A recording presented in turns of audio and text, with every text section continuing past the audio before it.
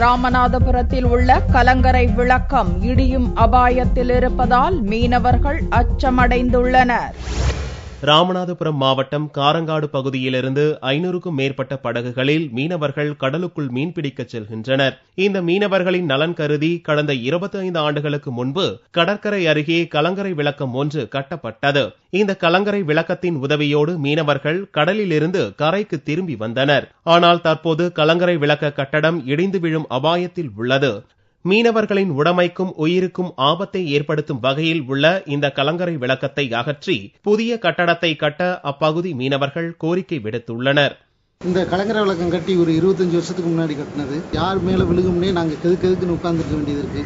இது மக்களுக்கு யூஸ்ஃபுல்லாவே இல்லை.